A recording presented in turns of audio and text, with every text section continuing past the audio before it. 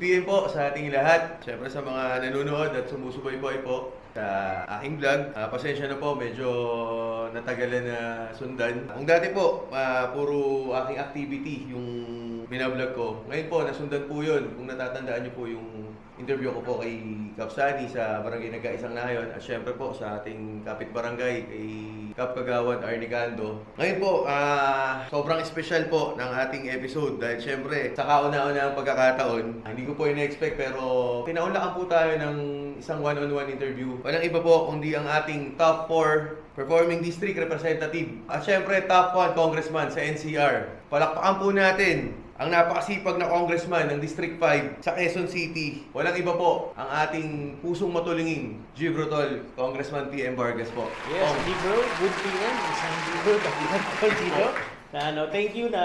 Thank you. Isa ako sa mga naging guest dito sa vlog mo. Balita ko, sumisikat na tong vlog mo at dumadami na ng dumadami yung nanonood. Kaya sana wag mo kaming kalimutan sa Novaliches kung sikat ka na ha. Oo. At nasa buong Pilipinas ka na. Pero salamat, inimbitahan mo ako dito. Actually kung sobrang salamat po kasi yun nga po kung naalala niyo po nung nakaraan, nakwento ko po sa inyo yung about dito sa vlog na to. Pero nagulat po ako sa inyo kasi hindi po kayo nagdalawang salita o nagdalawang isip sa akin na ito nga po suportahan dahil alam niyo naman po tayo nag-start pa lang din. At yung kunento ko nga po, 'di ba, sabi ko si Lakap pa lang yung na-interview ko. Syempre, yung followers natin hindi pa ganoon kadami. Pero sobrang thankful kong sa tiwala, syempre, tsaka po sa suporta niyo na binigay sa amin. Nung nakita ko si Kap Sani, wala sa vlog mo. Sabi, okay, wala nang problema pag ako yung ano niya. Tapos kaya ako gusto sa vlog mo kasi wala namang fake news sa vlog mo. At nakakatuwa, nasa panahon ng fake news ngayon, kahit ang daming fake news na kumakalat dyan, number 4 pa rin tayo sa buong Pilipinas. At mga plus minus 2 to 3% lang ang trust rating and performance rating natin kumpara sa number 1 mayor natin na si Mayor Joy Belmonte. So hindi pa rin nagkakalayo at nakakatawa isipin na maraming tao ang hindi basta natitinag sa fake news dito sa atin, sa Novaliches. Diba? So, thank you talaga na may opportunity tayo makapag-usap ng ganito, na relax lang. Mukha namang relax ka. Kaya, tara, tuloy natin yung ano natin, yung balitaktakan natin. Diba, Kagawad? Totoo po yung sinabi nyo, lalo na po ngayon. Alam naman natin, hindi lang po fake news yung kumakalat. Ang dami pang, sabi nga ni Mayor, di ba, dito po sa Quezon City, bawal ang plastic. Bawal ang plastic, opo, diba? Pero kahit hindi naman po maiwasan, lalo na po sa atin or lalo na po sa inyo, yung pong mga nangyayaring fake news na yan. Pero ang nagsasalita po sa inyo, yung pong trabaho na ginagawa nyo rito sa District 5. Which is kami po mismo, hindi lang po kami, pati po yung mamamayan po rito sa District 5, kita nyo naman, talagang kitang-kita po yung pong naging result po nung mga ginagawa yung trabaho po talaga rito sa atin. Kaya, Kong, sobrang salamat talaga. Thank you rin. Maraming salamat sa inyo. Yes, yung po. mga kawani ng barangay, yung mga kagawad, kapitan, yung mga kasama kong tumutulong, hindi naman magagawa yan lahat kung hindi kayo yung katrabaho namin, di ba? So ano lang, tuloy-tuloy lang tayo, tahimik lang. Kasi madalas kung sino yung maingay, sila yung mga walang napatunayan. Totoo yan. Kaya tayong may mga napatunayan, wag na tayo magingay, magtrabaho na lang Yes tayo. po, yes diba? po. Oo. Tsaka ako, isa po ako sa mga saksing buhay talaga dahil si Kong, lagi kong sinasabi, isa po to sa mga talagang nakita ko na may, kumbaga yung tinatawag na may eleksyon man o wala, talagang nagtatrabaho.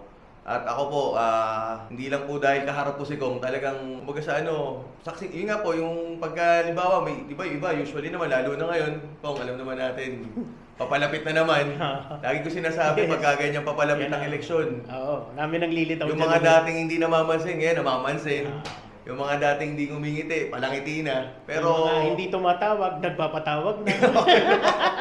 matik. Pero si Kong talagang, tataya ko po pangalan ko dyan, talagang matik po, talagang sobrang totoong tao. Anyway Kong, pasensya na kayo, may nilista ko na. Oo. Para, nga kung napapansin nyo hindi naman siguro ako masyadong halatang kinakabahan. Hindi naman. Oo, kayang-kaya sa daanin mo lang sa kapugian mo. Thank you, Kong. Actually, Kong, bukod sa isa pang talagang natutuwa po ako kasi masyado pong umupgrade yung vlog ko ngayon dahil isipin nyo, from kapitan, nilagpasan lahat, congressman na agad yung araw ko. Kaya ako wala eh. Malay mo, si Mayor Joy yung sunod mo ma-vlog. Pag magawi ka Shoutout sa po. Congress, maghahanap tayo ng congressman na pwedeng i-vlog nito. Kung yun nga po, maiba na ako. Ito, nilista ko pa po ito. Talagang inisip ko po mabuti. Nag-take note na rin po ako. Pasensya na po kung medyo dumitingin-tingin ako. Hindi pa po ako ganun kabiyasa. Pero yung tiwala naman ni Kong, yun po yung isa sa mga nagpapalakas ng loob sa akin. Unang tanong ko kung pwede niyo po bang ibahagi sa atin yung inspirasyon kung bakit niyo po pinili yung paglilingkod dito sa publiko na dito po. Dito sa Novaliches. Yes po.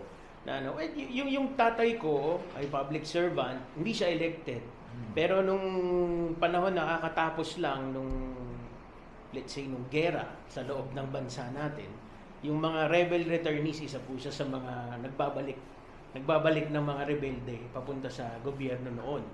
Yung tatay ko sa Bulacan.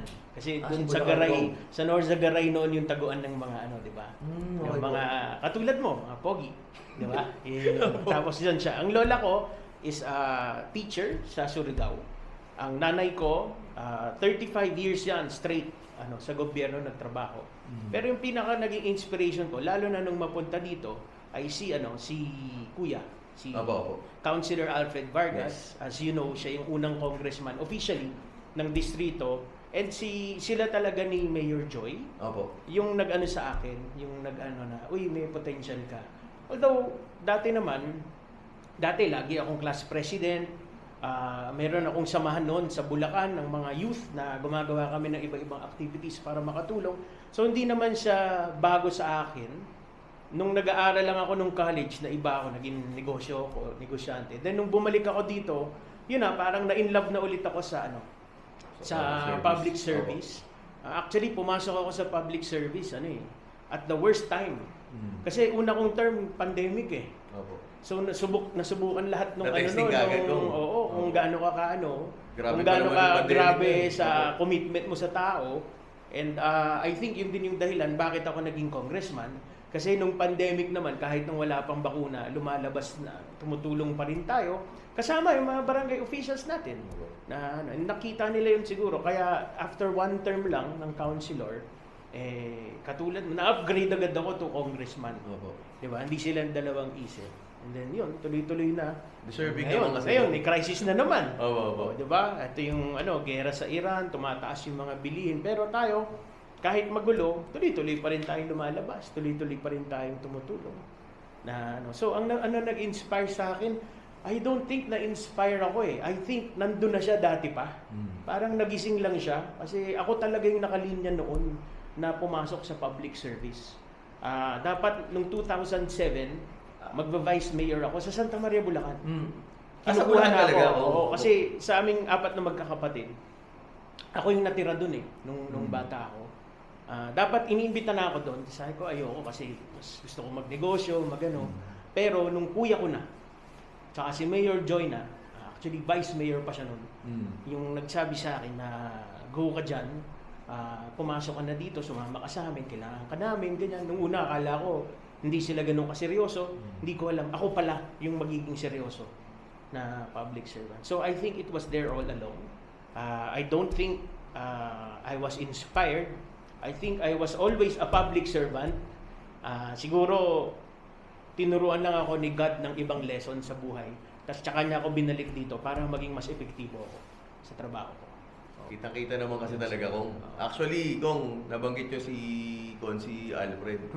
Shoutout po sa inyo si.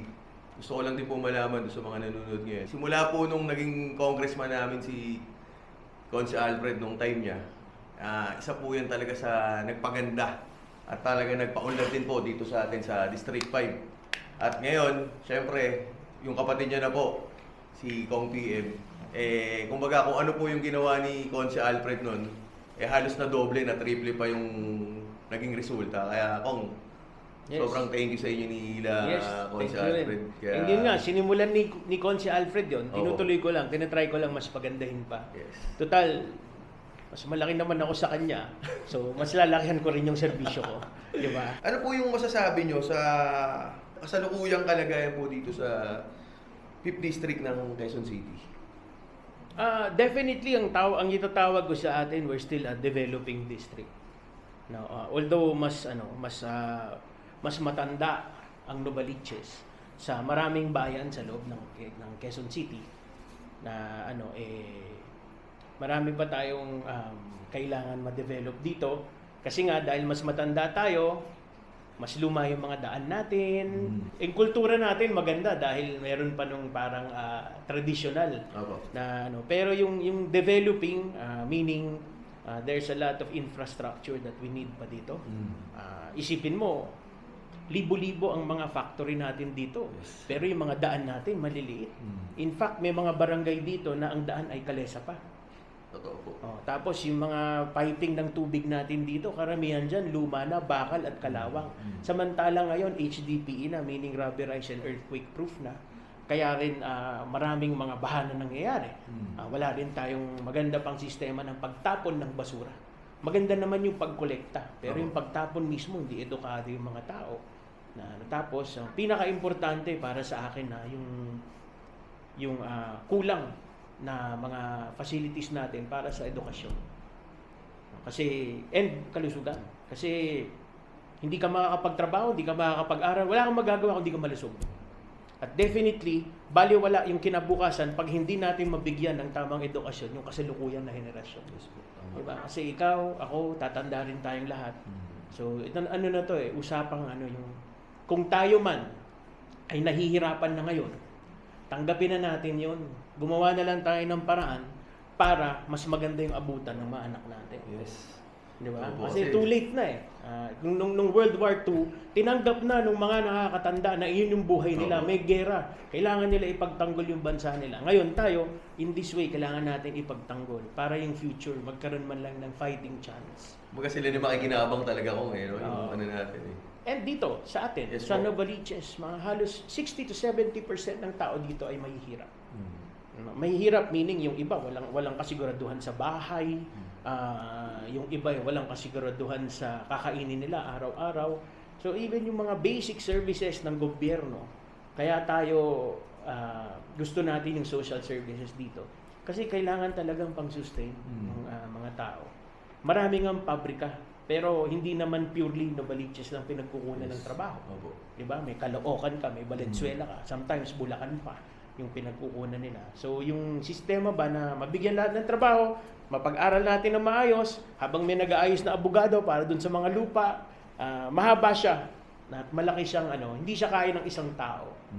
Tingin ko we are a developing community dito sa Novaliches, but it will require both the leadership, tayo, mga leader, at saka yung mga constituents natin na talagang magkaisa para papaganda yung Novaliches. So, developing pa rin. Hindi tayo sobrang sama or sobrang behind, pero marami pang pwedeng pagandahin. Ang importante kung malaki po yung naging improvement. Diba? Yun naman po yung importante ron.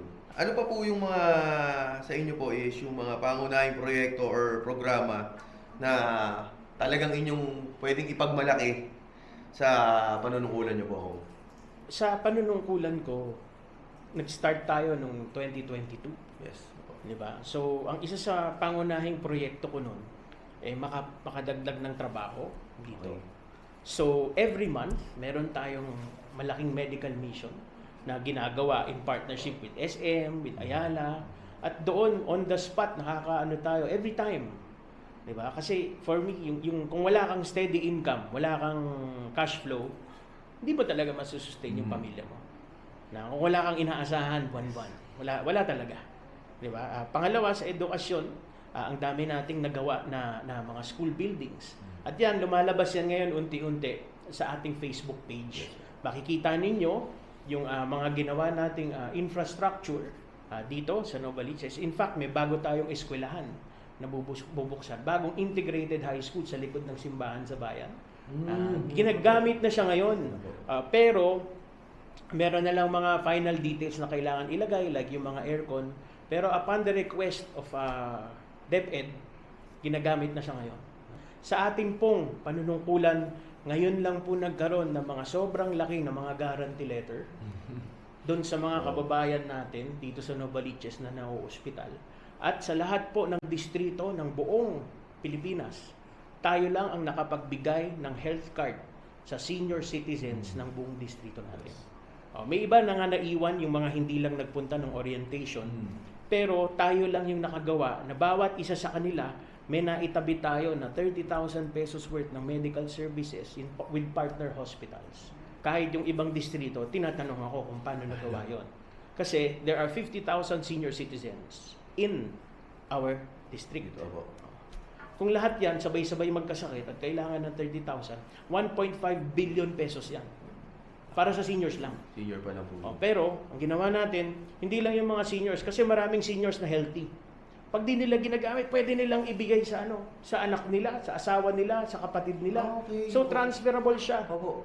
So, through the seniors, kaya nating tulungan ang bawat pamilya ng buong distrito sa ating pong Pamilyang Malusog program. So yun, hindi alam ng iba yon, akala nila maliit na effort yon. Pero sa mga nakaintindi, ang dami na nating naligtas na buhay dyan dahil sa programa na yan. At doon pa lang, we are very proud of that. Kung ano pa po yung mga, kumbaga, plano nyo pa pong ipatupad dito po sa mga, kumbaga, yung mga susunod na taon pa. Sa mga susunod na taon, and hopefully susunod na termino. Yes, opo. Mati. Diba? Yung gusto ko matapos, magkaroon tayo ng sarili nating sports complex dito. Sports meaning may track and field, merong high level na basketball court. Sana may tennis court para si Alex Ayala maimbitahan natin dito, 'di ba? Tapos lahat ng mga barangay halls, isa sa ating gustong mangyari ay mapalitan ang skyline ng Novaliches. Ano ibig sabihin nun? Yung pagtitingnan mo ang Novaliches, hindi mo na lang titingnan yung mga matatangkad na building ay simbahan. Di ba? Ang makikita mo sa Novaliches, ultimong barangay government center mo. May elevator, may aircon na. Sa barangay ninyo, mangyayari na. Elevator. Diba? Ngayon, ang mga high-rise natin na barangay government centers na ginagawa ay nagkaisang nayon, San Agustin, Bagbag, Fairview. At meron pa yata isa eh. Hindi ko lang maalala kung alin pa yung isa. Pero yan po, lahat ng barangay, gagawin natin yan. Dahil doon, pinapakita na meron ng vertical progress ang Novaliches, di ba? Kasabay ng vertical, sunod naman natin yung mga daan. Di ba? Pag natapos na yung NLEX, yung 8.2, luluwag na ng konting traffic natin. Yung loob naman yung mga luluwagan natin. Quirino, Regalado, General Luis, pero masalimuot na trabaho yan. Pangalawa, gusto ko ang Novaliches ay maging capital ng mga bagong investors ng Quezon City. Bakit? Nasa atin yung hub eh. Maganda yung tubig natin, maganda yung power supply natin. Alam mo ba na mura ang gas dito sa atin? Kaysa kumpara sa maraming lugar, mas mura dito, di ba? Tapos nun, nandito na ang mga factories. Yes, po. Ang dami ng factories na nandito, di ba? So, ready yung mga tao para sa trabaho. Ngayon, nagpapasok na unti-unti, tayo na lang din yung may mga natitirang magagandang lupa dito sa Novaliches. Pagbukas ng MRT, ang MRT7 na hanggang San Jose del Monte, di ba? Meron ng mass transport directly landing us to the Central Business District ng Novaliches.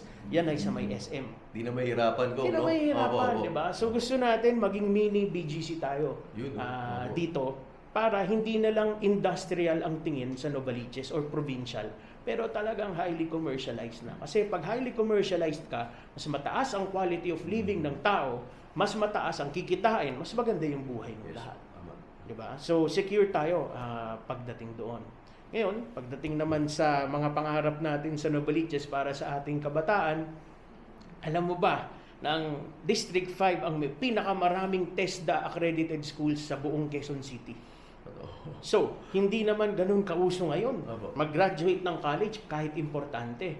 Pero maturuan sila ng skills natin. So, to produce workers, to produce businessmen, di ba? Tapos syempre through education to produce smart leaders na in the future yung mga papalit sa atin kagawad, sila na yung bahala na pagandahin yung buhay natin pag matanda na tayo. Totoo.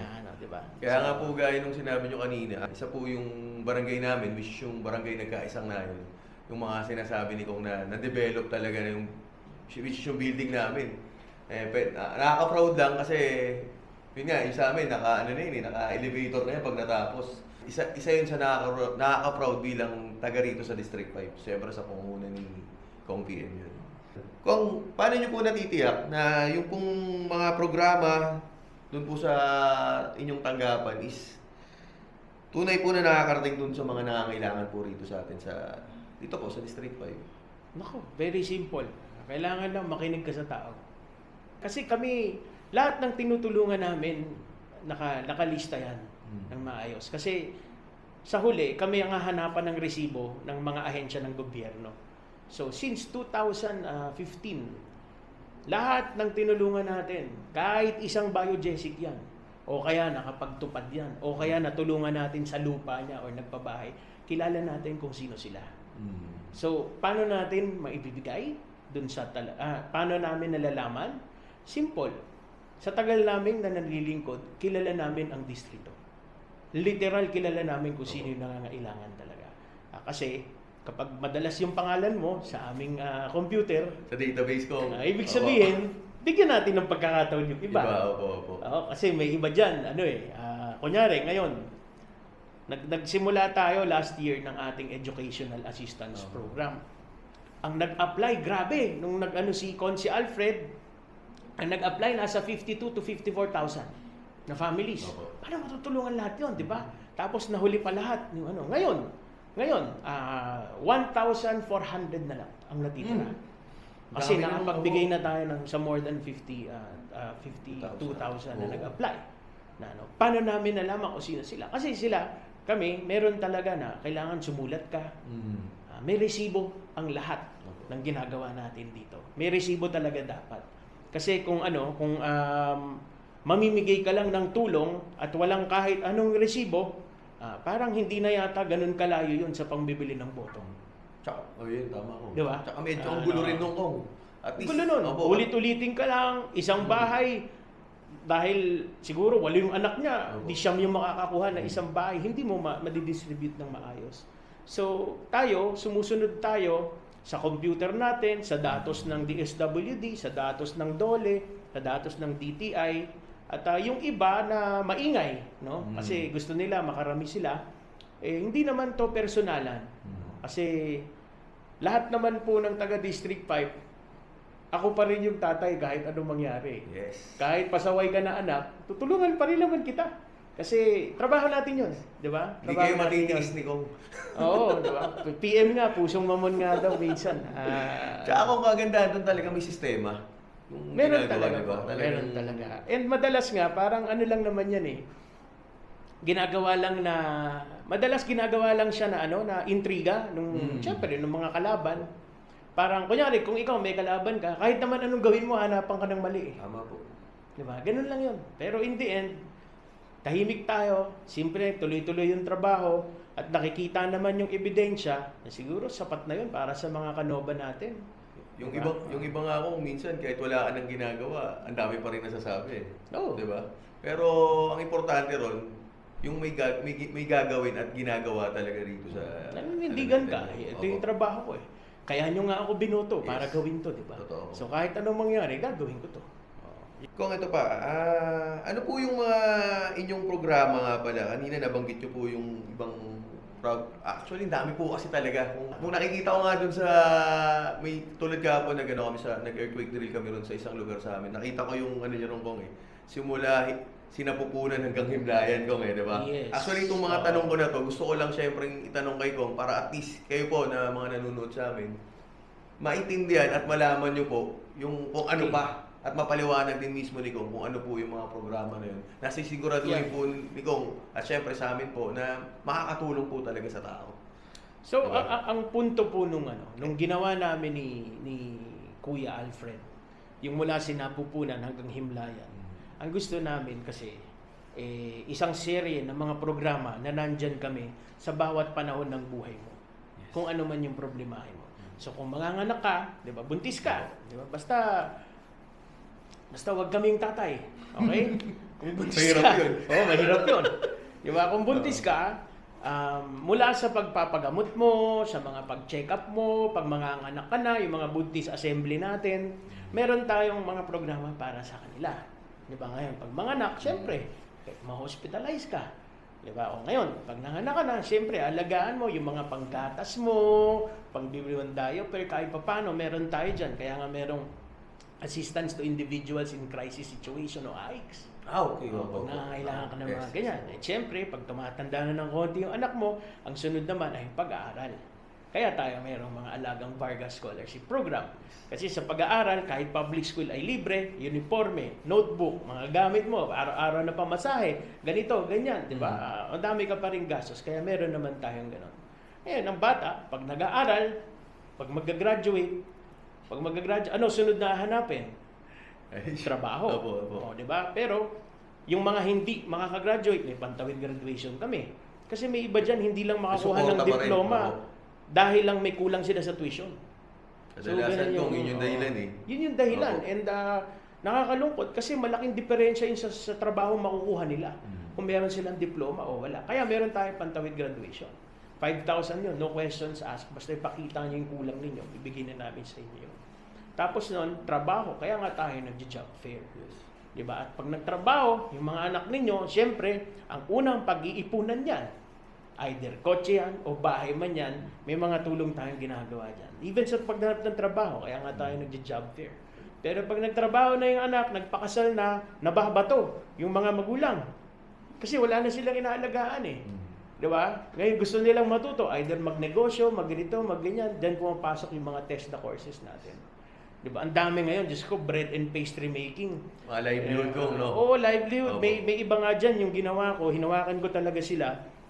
Meron akong grupo noon ng mga lolo at lola. May mga anak sila abroad. Anak nila abroad, pero yung apo sa kanila iniwan para mag-alaga. So, nung bread and pastry making na uso, tinuruan ko sila din naghahatid sa mga ano nila, sa mga anak nila, sa mga apo nila. Opo. Paghatid nila, ang mga senior natin, kung gumising yan, alas 3, alas 4. Sabi ko, bili lang kayo ng brownie mix, gamitin ninyo yung oven na nakuha ninyo. Brownie mix. Opo. Madali lang yun. Lagyan nyo ng mga mani-mani, kung ano man. Tapos pagdating nyo dun sa school, ibenta nyo sa mga kachismisan ninyo. Diba? Ang dami sa kanila. Diba? Nagneneto sila ng mga 700 to 800 pesos a day. Dahil lang nagluluto sila sa oven nila. Neto yun ha. Neto na yun. So kung everyday may ganun ka, tapos may pasok ka, 30 minus 8. Opo. Oh, so 22. Meron ko halos mga 20,000 naman. Hindi na biro yung Hindi na biro yun. Opo. Diba? And yung iba, napapalago nila. Na so... Tsaka kagandahan doon kung, kumbaga, nalilibang na sila, kumikita pa. Oo. Diba? Napaka-ganda po. Eventually, tatanda ka pa. Diba? Pag senior ka na. Ang ating pong opisina, ang isa sa mayroong pinakamatibay at pinakamatatag na programa para sa mga senior citizen natin. Mahal natin ang mga para senior. lang may 1.5 billion ka para sa senior citizen. Walang ibang basta makaka-claim nun. Yes. And even kayo, ang bawat kagawad na kaibigan natin na hindi nahihiya, tinatawagan niyo ako pag may kailangan kayo na tulungan sa guarantee letter natin. Ngayon nga, namimigay pa tayo sa bawat nilalandingan natin ng blood pressure monitor, nebulizer, hearing aid, pati pustiso, pinatulang ko na. Diba? Kasi yung pangangailangan eh. Yes. Pagtanda, tuloy-tuloy yan. Pero syempre, yung pinakahuli, lahat naman tayo doon papunta sa bagbag. Yun yung pinaka nakakatakot eh. Di ba? Lahat naman Pero tayo. yun talaga yun eh. Yun Lahat po naman talaga tayo, yun. mamamatay din. Yes. Kaya meron din tayo Di burial maiwasan. assistance. Yes, go. Ngayon, sobrang dami pa niyan. Pag i-discuss ko, baka maubos yung vlog time mo. Pero ano po yan, nakapaskil yan sa aming opisina, nasa FB page namin yan. Pero literal yan, mula pagsilang hanggang himlayan, meron kaming nakahandang programa para sa inyo. So yun po yung ano niya. Kumbaga, hindi lang po siya basta title. No? Yung pong Totoo title yan. na yun, baka mamaya iniisip nyo ba, wala yan, basta lang may maano. Baga, di ba kung kadalas. Dito po sa amin, kami po yung magpapatunay na totoo po yun. Talaga ngayon, kung sinabi naman ni Kong, di ba, nakarinig yun naman. Totoo po yun, wala pong halong kalokohan yun. Kasi nangyayari po yun, hindi po yung katang-isip lang, nangyayari po talaga. Actually, isa po si Kong, sa ngayon talagang sumusuporta rin po rin sa project ko, sa nagkaisang na which is yung pamimigay po nung pang-BP monitoring. Yes. Ni-request mo eh. Kong, Diba? thank you. Ni-request mo. Tuloy-tuloy Actually, lang tayo nun. No? ang dami po talaga natutulungan. Yes po, yes po. Kalusugan yan. Important. Lalo na yung mga senior. Actually, kahit nga hindi pa senior, di ba? Talagang kailangan po yan. Yung monitor talaga yung dugo nila dahil lalo na ngayon nung nakaraan po nung last summer dami pong inatake, di ba? Iba pa rin yung namomonitor natin. Kaya yun, Kong, thank you po. Yes, thank you. Ito, pampa-healthy din na proyekto natin. Actually, batas siya, hindi na lang para sa Novaliches, pero para sa buong Pilipinas. So, meron tayong heart center, may lung center, may kidney center, may para sa mga bata, may orthopedic. Yung kuya ko yung dahilan kung bakit mayroong Philippine Cancer Center ngayon.